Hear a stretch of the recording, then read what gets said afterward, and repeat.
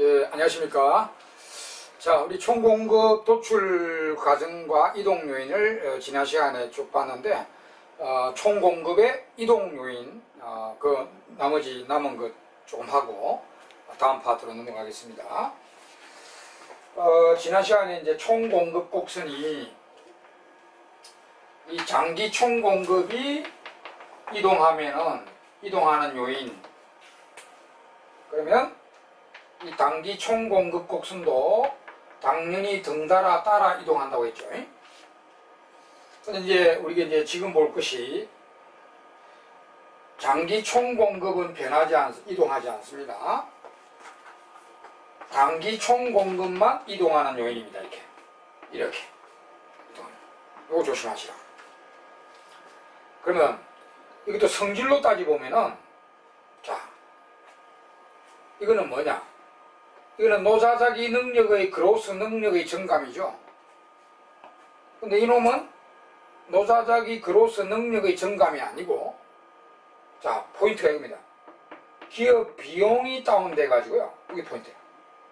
기업 비용이 다운되면서, 그러면 기업의 생산을 느리겠죠. 붕어빵 생산을 느리겠죠.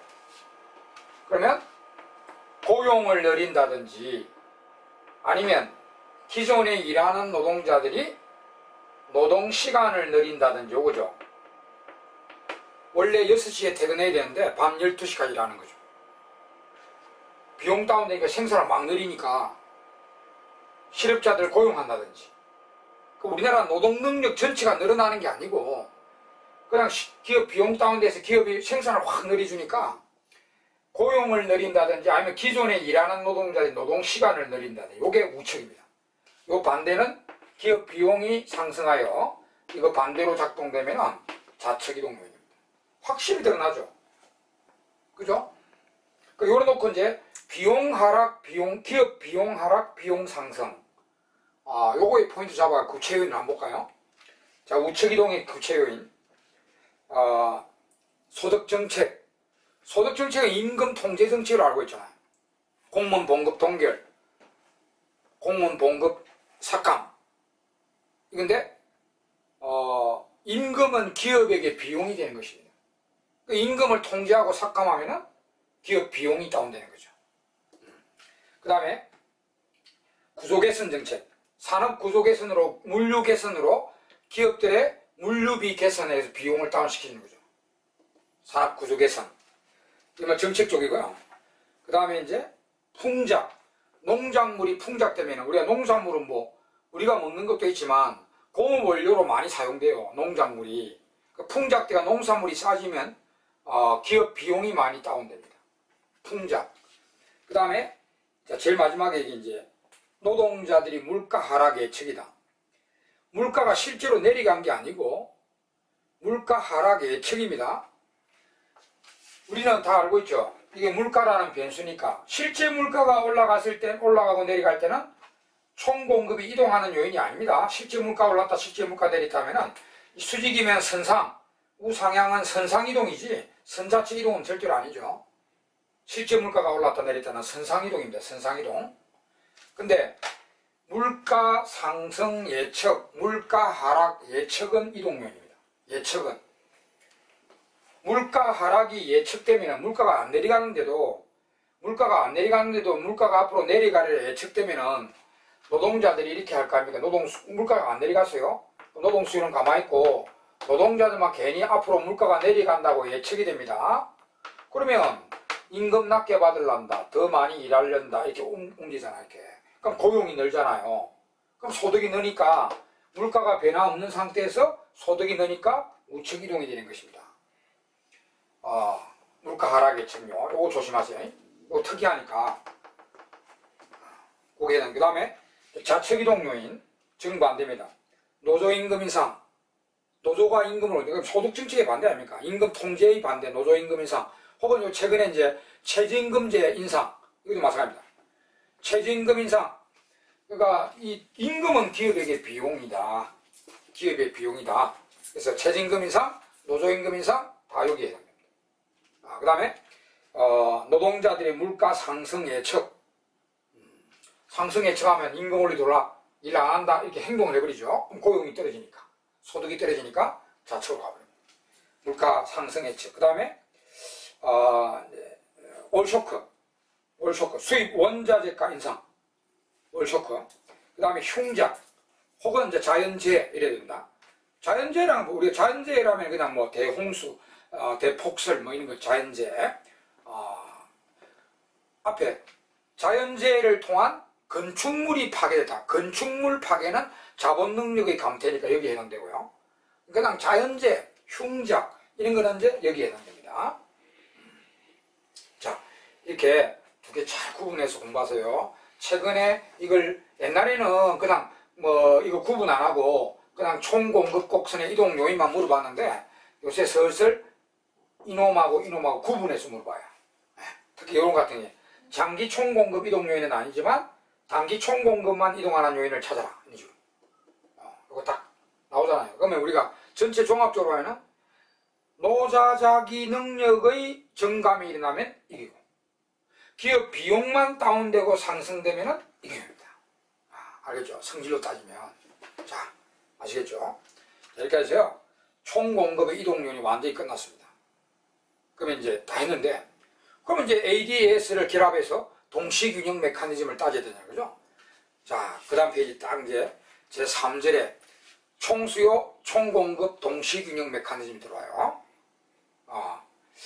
여기에 이제 우리 총수요, 총공급 동시균형 메커니즘은 우리 책에 이제 4개 페이지에 설명이 되고 있습니다. 그림까지 막 그려나면서 이게 설명이 되어 있는데, 책이니까 이렇게 그림까지 완벽하게 해가지고 설명이 되고 있는데, 우리 수업용으로는 이렇게 완벽하게 알 필요는 없어요. 또 그림까지 막 보면은 굉장히 복잡하니까 제가 더 간단하게 총수요 총공급 이론을 동시균형 모델을 더 간단하게 풀어낼 수 있도록 더 간단하게 수업용으로 설명드리도록 하겠습니다.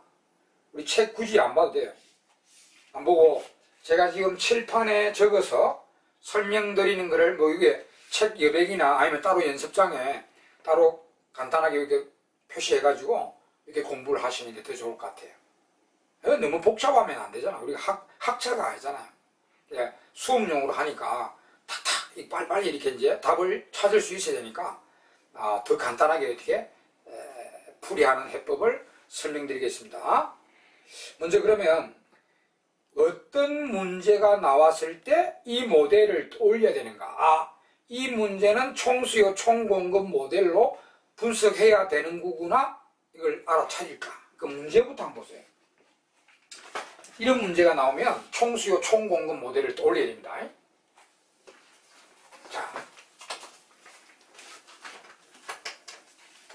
자, 문제부터 한번 보세요. 문제. 이 문제가 이런 문제가 나온다.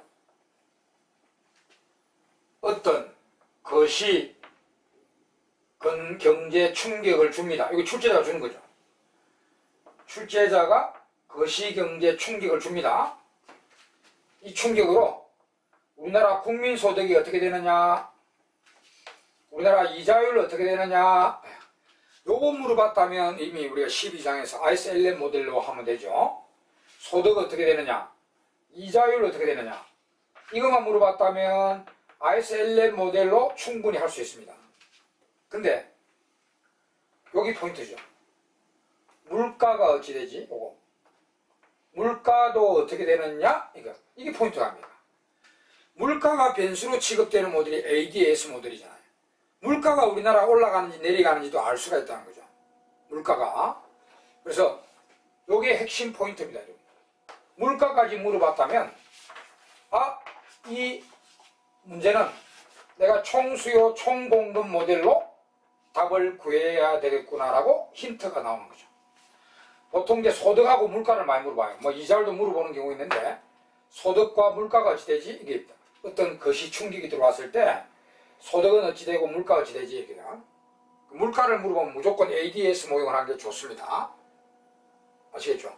그렇게 이제 딱 파악을 하고 그 다음에 이제 작업이 뭐예요? 요 문제는 내가 ADS 모형으로 답을 구해야 되겠네? 라고 판단이 됩니다. 물가를 물어봤을 때요. 거시경제학 문제에서. 자, 그 다음에 해야 할 작업이 이 출제자가 준 요 충격이 총수요 이동 충격이냐 총공급 이동 충격이냐를 알아야 될 거 아닙니까? 우리는 이 작업은 이 시장이야 처음 나왔지만 이런 작업이라고 미시부터 계속 해왔잖아요. 미시경제학 볼까요? 이게 붕어빵 시장에 수요, 공급, 요 가격, 거래량, 외부 충격 줘가지고 이 가격 어떻게 되고 거래량 어찌 되느냐, 그 충격이 수요 증가냐 감소냐, 공급 증가냐 감소냐 파악하는 게 포인트 아닙니까? 이거는 뭐 총수요 총공급이다, 거시경제학에. 그래서 여기 총수요 총공급 모델을 해야 되겠다 판단되면 이 출제자가 준 이 충격이 총수요 곡선의 이동 충격이냐 총공급 곡선 이동 충격이냐를 구분해야 되겠죠. 그러니까 우리 앞에 총수요 곡선 이동 요인, 총공급 이동 요인 다 알고 있단 말입니다. 거기서 시험 문제를 주거든요. 그럼 요놈이 총수요 곡선의 이동 충격일 때는 어떻게 이제 풀어나갈까? 이 충격이 총수요 곡선 우측이나 좌측 이동 요인이다. 그러면 이거는 또 한 개 생각이 들 게, 이거의 짝진 AS가 수직선으로 출제가 되는지 우상향인 경우로 출제가 되는지 답이 달라지거든요. 아까 그 소득이 움직이냐 안 움직이냐 포인트 아닙니까? 그러니까 AS가 수직선으로 출제를 했는지 AS가 우상향으로 출제를 했는지 빨리 문제를 보고 빨리 판단해야 돼. 그럼 AD 이동 충격이 들어왔는데 첫 번째 AS 선이 수직선인 경우로 출제자가 출제를 했어요. 그는 문제를 보면 그 힌트가 나옵니다. 아, 이거는 AS가 수직선이구나. 그 다음에 AS가 우상향인 경우로 출제가 됐는지 그걸 빨리 구분해야 됩니다. 그 외에 그림 그려드려 볼게요. AS가 수직인 경우이면 이거 보세요. 이 수직으로 되어 있다면 여기 출제자가 준 충격이 AD가 우측으로 이동했다, AD가 좌측으로 이동했다 해도 여기 물가만 오르고 내리지 소득에는 전혀 변화 없다는 게 포인트죠. 총수에 늘면 물가만 오르고 총수에 떨어지면 물가만 내려가지 소득에는 하등의 변화가 없다는 것입니다. 소득은 전혀 불변이다. 물가만 오르고 내린다, 물가만 오르고 물가만 내린다, 이렇게 답을 하면 돼요. 네? 소득은 변화되지 않는다, 이게 답이고요. 그 다음에 총공급이 우상향인 경우에는 소득도 같이 움직입니다. 이거 AS가 이렇게 있으면 여기 AD가 우측으로 가면 이렇게 가고 좌측으로 가면 이렇게 가니까, 여기로 가면은 AD가 우측으로 이동하면은 여기는 이제 소득이 늘고 물가도 오른다가 답이고요. 소득도 늘고 물가 오르잖아요. 이렇게. 그 다음에 AD가 왼쪽으로 내려가면 소득이 떨어지고 물가도 떨어진다, 이게 답이 나온 거죠. 물가가 오르고 내리는 건 똑같은데 소득도 같이 오르고 내립니다. AS가 우상향인 경우로 출제가 되면 물가도 소득도 다 움직이는데 AS가 수직으로도 출제가 되면 물가만 오른다 내린다라고 합니다. 소득은 전혀 불변, 이게 포인트죠. 소득이 안 움직인다, 소득이 움직인다, 이게 차이점이 이 두 개. 물가는 똑같잖아. 오르고 내리고 오르고 내리고. 소득이 오르고 내린다, 이건 소득이 전혀 불변이다, 이게 이제 다르거든요. 그러면 이제 문제상에 무슨 단어를 보고 AS가 수직선인 경우구나 우상향인 경우나 알 수가 있냐면, 자, 요거 잘 적어야 돼. 이제 문제가 나왔는데 제일 중요한 것부터, 장기라는 문제가 똑같은 문제인데 출제자가 장기에는 어찌 될 것인가, 이렇게 장기라는 말이 딱 들어가 있다 문제상에. 그러면 이거, 그 다음에 이거 정반대, 단기라는 말이 들어가 있다 문제상에. 단기에는 어찌 되냐 이러면 이 모델입니다. 우리 단기는 총공급이 우상향이잖아, 장기는 수직이잖아요. 그래서 장기에 어찌 되지, 단기에 어찌 되냐 이러면 요 모델은 구분되고요. 그 다음에 합리적 기대하는 경제에서 저렇게 합리적 기대하는 경제가 있는데 합리적 기대하는 나라에서는 어떻게 되냐 하면은 이게 수직이죠. 합리적 기대. 그 다음에 화폐 착각에 빠지는 나라가 있다, 화폐 환상에 빠지는 나라가 있다. 그런 나라는 어떻게 되지? 라면 요 모델이죠. 그 다음에 요 책에 다 적혀 있지만은 다시 여러분 다시 요 연습장에 요 책을 더 요약해드리고 우리 책 4개 페이지의 내용을 더 간단하게 요약해드리고 있습니다. 문제를 풀 때는 이렇게 푸는 게 더 빠르죠, 시간이. 그러니까 잘 적어 놓으세요. 잘 적어 놓으십시오.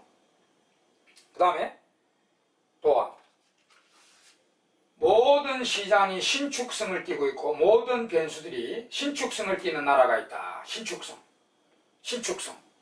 이런 말이 있으면 이 모델입니다. 그 다음 반대로 모든 시장이 경직성을 띠고 있고 모든 가격 변수들이 경직성을 띠고 있다. 이러면 이 모델입니다. 경직도 우리 케인즈파와 어울리잖아요. 신축은 고순파와 어울리죠. 이렇게. 이 모델이 원래는 고순파 지방 거고 이게 케인즈 모델 지방 거예요. 이게 이제 잘 나오는 거고요. 그 다음에 이제 마지막으로 학파 이야기가 있는 학파는 항상 종속주로 하면 돼요. 이게 누구 학파냐? 세고준학파죠. 세고준학파의 견해는 어떻게 되느냐? 세고준학파의 경우는 어떻게 되느냐 하면 요 모델이에요. 우리 세고준파는 총공급이 수직이잖아요. 물론 예상된 정책이 들어왔을 때입니다. 예상된 정책이 들어왔을 때 세고준파의 경우에 어떻게 되느냐 하면 요 모델이죠. 여기 잠깐 여러분 옛날 고준파도 요 모델을 맞아요. 근데 옛날 고준파도 요 총공급이 수직인 모델 맞거든요. 근데 여기서 답을 하는 거하고 약간 다른 점이 있어요. 옛날 고준파는 나중에 우리 다음 장에 요 뒤에서 정리해드리겠지만은 이 현대 고준파들하고도 많이 다릅니다. 전통은 유지하되 상당히 달라요. 옛날 고준파는. 그래서 여기서 지금 설명드리는 이런 내용 있죠. 요거는 옛날 고준파하고는 약간 안 맞습니다.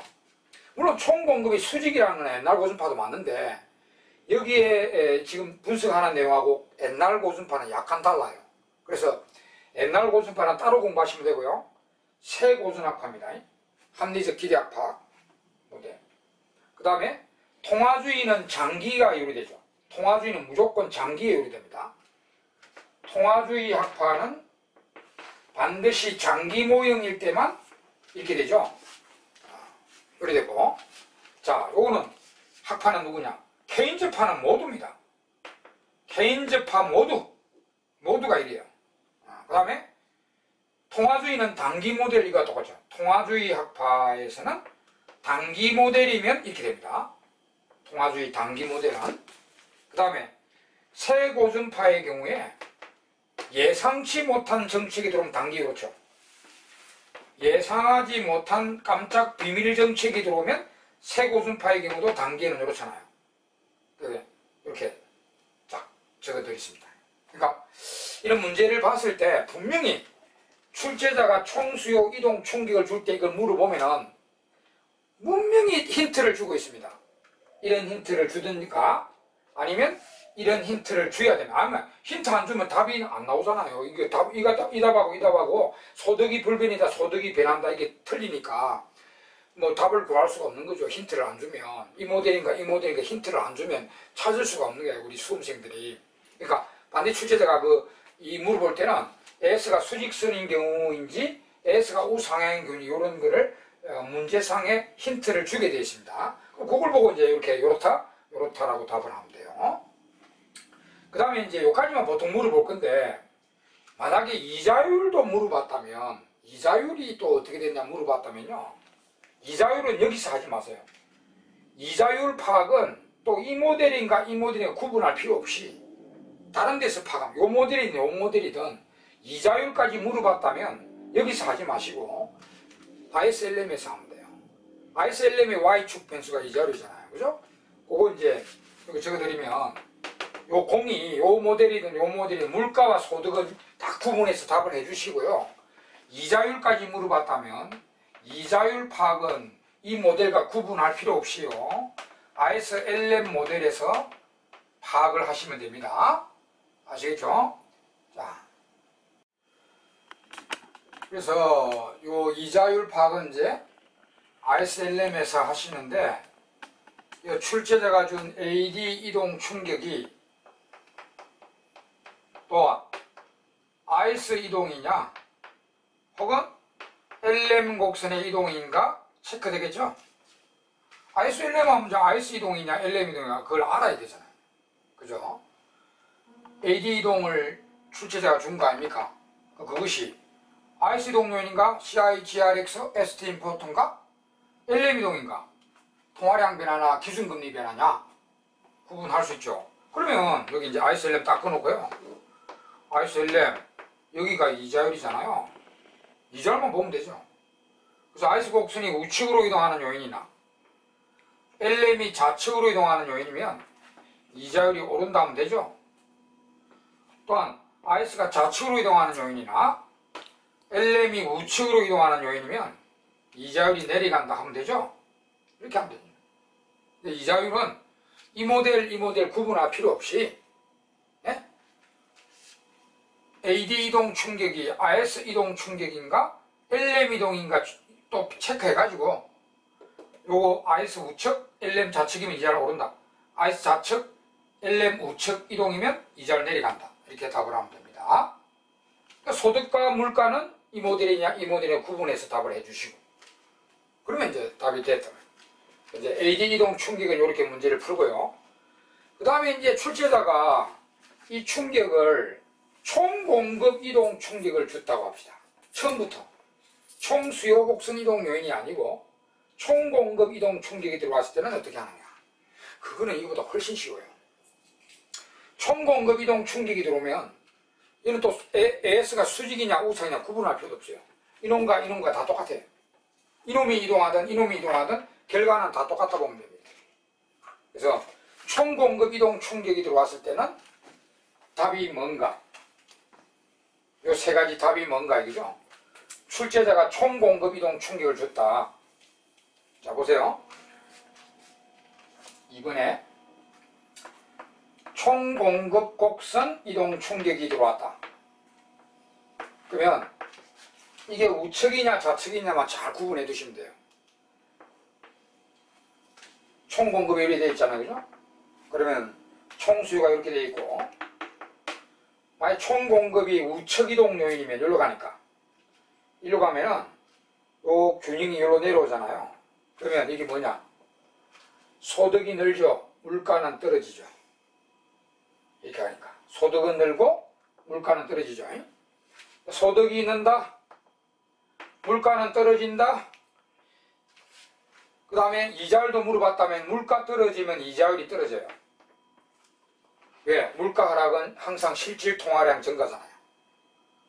물가 하락은 LM 우측 이동이잖아요. 그러니까 이자율이 떨어집니다. 물가가 원인이고 이자율이 결과일 때는 비리관계예요. 비리관계. 물가 내려가면 이자율 내려가요. 물가 오르면 이자율 올라가고. 그럼 이거 참고로 해. 잠깐만. 이자율이 먼저 올라가면 물가는 어찌 됐냐 이렇게 물어봤다면요. 이자율이 원인이고 물가가 결과일 때는 역관계예요. 보통 이자율이 올라가면 소비나 투자가 떨어지기 때문에 물가가 떨어집니다. 이렇게 보면은 또 이게 원인, 이게 결과면은 역관계고 이게 원인이고 이게 결과면은 이제 정비리 관계입니다. 보통 이런 거 좀 헷갈리죠, 여러분들. 제가 앞에서도 말씀드렸잖아요. 그 시는 뭐가 원인, 뭐가 결과 이렇게 정확하게 따져서 정비례, 역비례 이렇게 공부를 하셔야 되겠죠. 그래서 이거는 물가가 먼저 내려가니까 이자율이 결과적으로 내려갑니다. 그 다음에 이제 총공급이 좌측으로 가버리면 이 좌측 같다. 그러면 이거 보세요. 여기로 가니까 소득은 떨어지고 물가 오르죠. 소득 떨어진다. 물가는 치솟는다. 물가 치솟으면 이자율도 올라가요. 이 답이랑. 이 두 개 중에 답이에요. 총공급 이동 충격이 들어오면 요거냐 답입니다. 총공급 이동 충격이 들어오면. 이거는 총공급이 수직이라도 마찬가지입니다. 총공급 수직선이 이동해도 요거와 똑같아요. 볼까요? LED가 이렇게 되어 있는 한 총공급이 수직이 움직인다. 수직 총공급이 우측으로 좌측으로 움직인다. 이 장기 총공급인데 이게 이제 우측 좌측 똑같잖아요. 일로 가고 일로 가잖아요. 이거하고 똑같잖아요. 일로 가면은 소득 늘고 물가 떨어지고 일로 가면은 소득 떨어지고 물가 오르죠.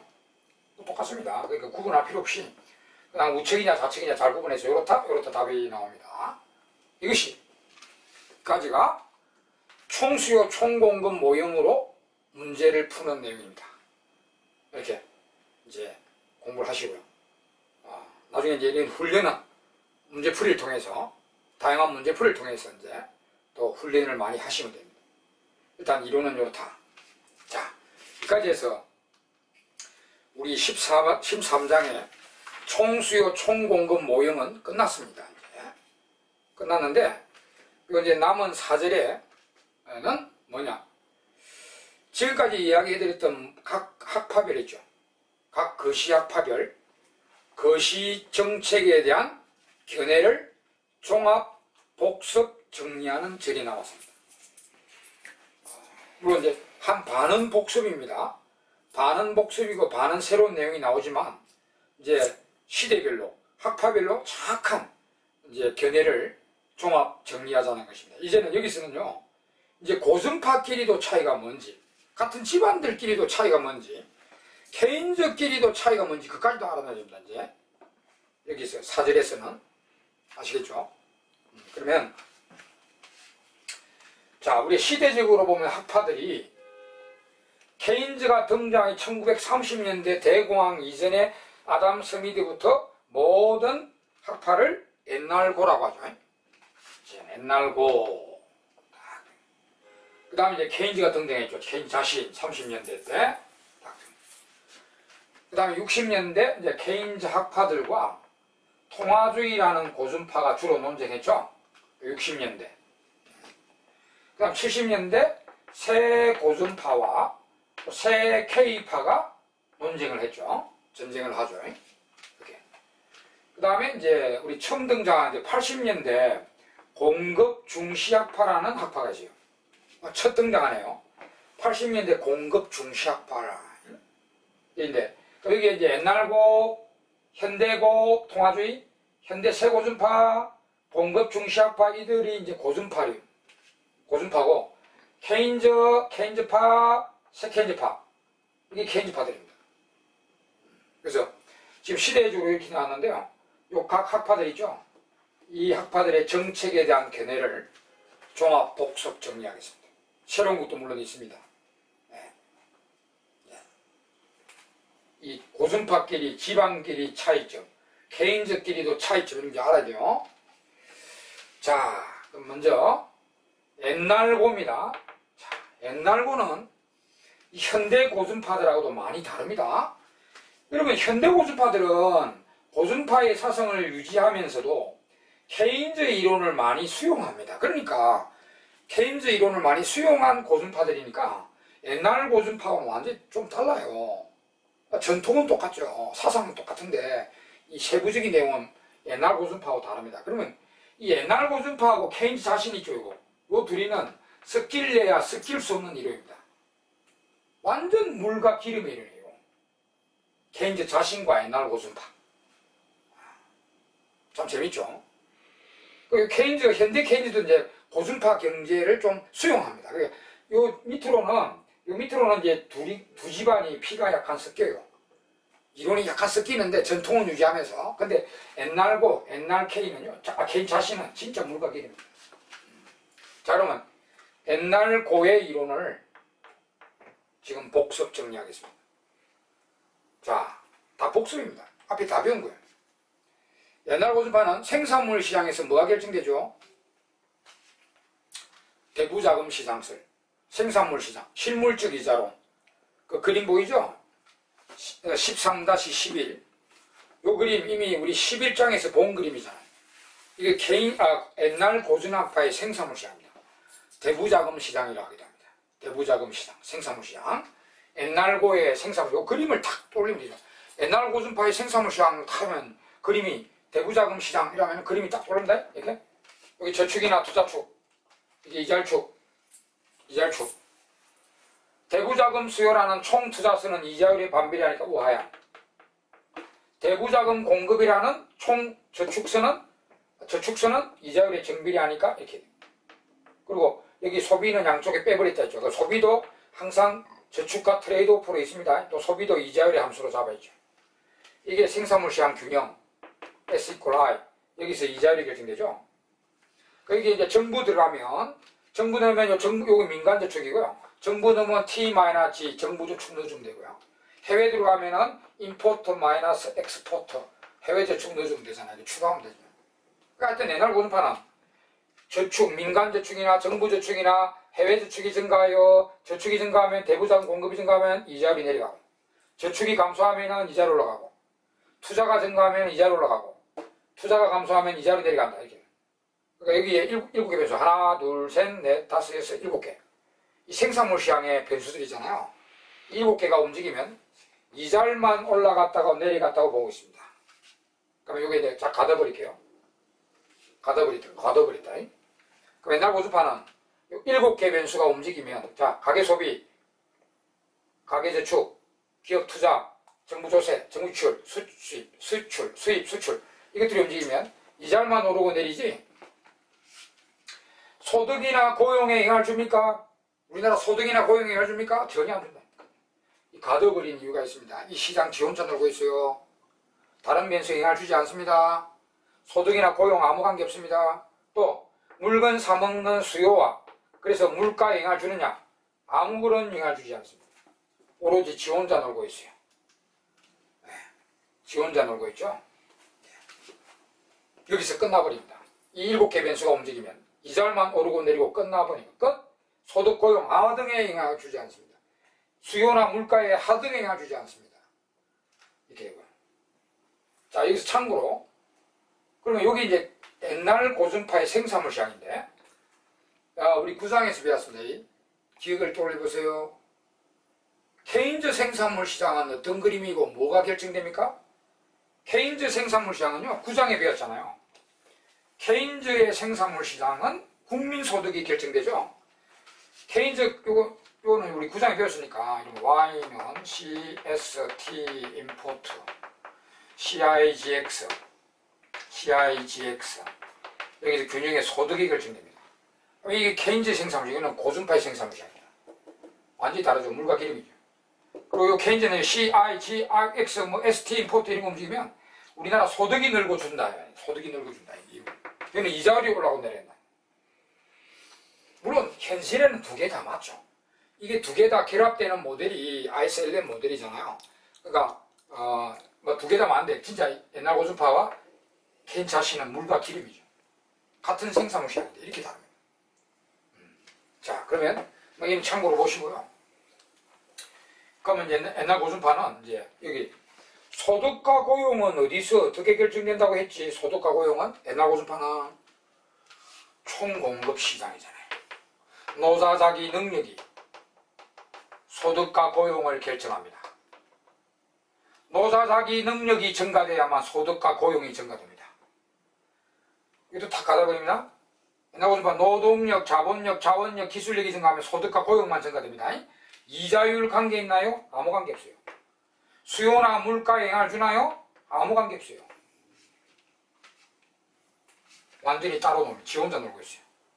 그 다음 마지막으로.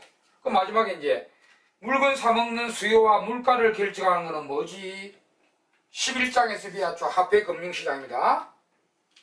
하금시장, 학원시장, MB 꼴 PY, PC의 교환방정식 기억나시죠? 11장에는 화폐금융시장의 PC 교환방정식에서 통화량이 늘면 그 늘어난 통화량으로 물건을 사먹게 되고 물건을 사먹으니까 물가가 직비례로 올라간다. 물건 사먹는 수요와 물가를 직비례로 올려내는 것은 통화량이다. 이런 생각입니다. 그럼 여기서 옛날 고준파는 통화량이 늘면 수요나 물가만 직비례로 올리지 실질소득 관계 있나요? 실질소득은 여기서 결정해요. 노사자기가 실질소득 관계 없어요. 그 다음 실질이자율 관계 있나요? 실질이자율 움직이나요? 실질이자는 여기서 움직입니다. 아무 관계 없습니다. 물가만 오로지 물건 사먹는 수요와 물가만 올려줄 뿐입니다. 통화량 증가가. 이야 이거 보세요. 이 옛날 고준파 화폐금융시장 지 혼자 따로 놀고 있어요.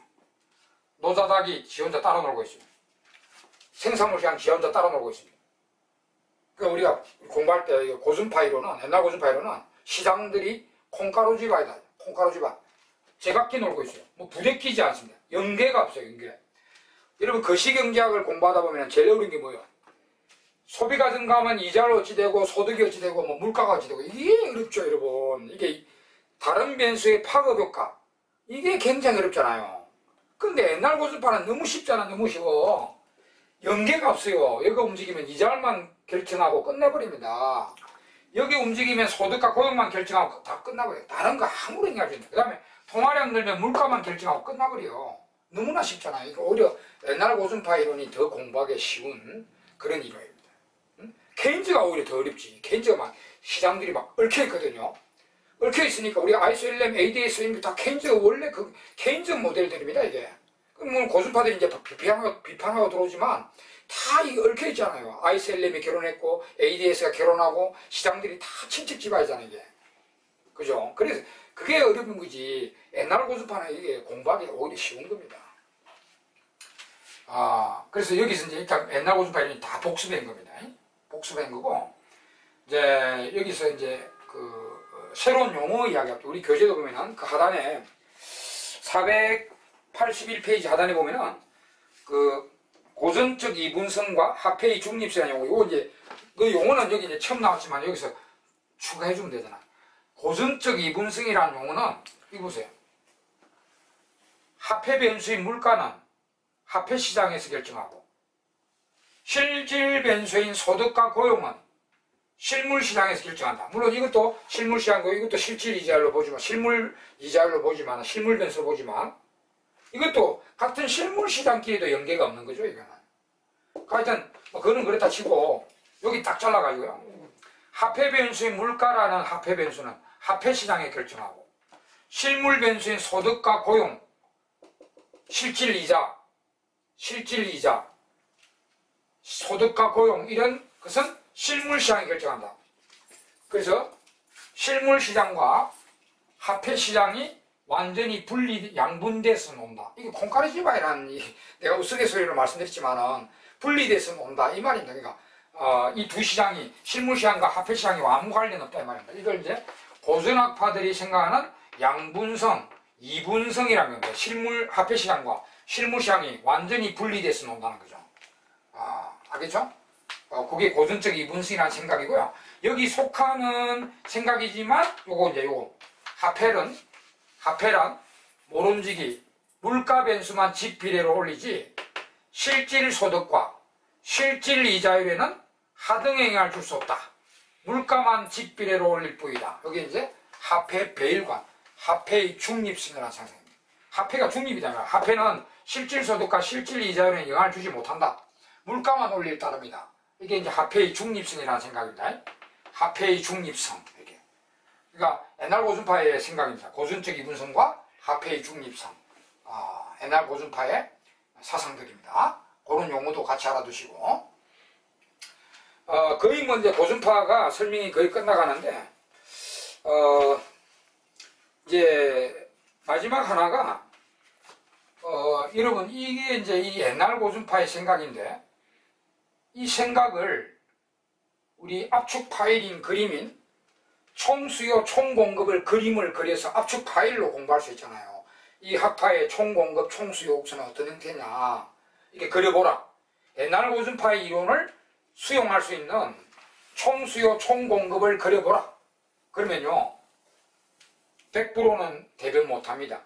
100%는 대변 안 돼. 왜냐하면 총수의 총공급 이론은 이 이론 한참 뒤에 나온 거 아닙니까? 근데 옛날 소급해서 옛날 고전파의 생각을 완벽히 재현하는 대변하는 총수요 총공급을 그려보라면 못 그립니다. 근데 90%는 그릴 수가 있어요. 90%. 100%는 반영 안 되지만 그래도 우리 압축 파일로 이렇게 공부를 하는 게 좋으니까 이렇게 이제 굳이 그려보자면 90%를 대변하네. 일단 옛날 고전파는 총공급이 여하튼 수직이잖아요. 총공급이 무조건 수직이요. 그럼 여기 Y 보죠. Y를 넓게 줄게 하려면 총공급입니다. 노사자기가 움직입니다. 노사자기가 움직이면서 여기 움직이죠. 소득이 움직입니다. 그 다음에 총수요 곡선은 이렇게 되어 있다. 총수요가 이렇게 되어 있고요. 그럼 여기에 이제 균형 물가가 결정되는 거예요. 그러면 여기 또 총수요를 늘려서 소득은 관계없지만 물가라도 올리내는 게 아까 뭐랬어요? 총수요를 늘려서 물가라도 올려주는 거는 뭐라 했습니까? 금융부이라 했죠. 금융정책만, 통화량 증가만이 총수요를 늘리고 물가를 올린다 했죠. 여기 재정은 배워주지도 않습니다. 재정정책은 여기 가려는 없어요. 여기 보세요. 희한하죠. 우리가 현대는 AD를 이동하는 정책이 재정금융 다 아닙니까? 그게 현대 생각인데 옛날 고순파는 총수요를 늘리는 거는 그래 물가를 올리는 금융부입니다. 재정은 배워주지도 않습니다. 재정 보세요. 재정. 이거 정부 조세, 정부 지출 이게 재정정책이죠. 이것들을 움직이는 재정정책은 이자율만 올리고 내리고 끝나버립니다. 물가 관계없어요. 좀 특이하죠? 옛날 고순파는. 이렇게 해서 이게 막 100%는 대변 못합니다. 근데 이제 이렇게 압축적으로 옛날 고순파의 생각을 이렇게 대변하시면 되겠습니다. 자, 그 가지가 이제 옛날 고순파에 대해서 다 견해를 설명드리고 다음 시간에는 우리 이제 케인즈파, 통화주의파 또 계속 내려가도록 하겠습니다. 자, 이번 시간 여기까지 하겠습니다. 수고하셨습니다.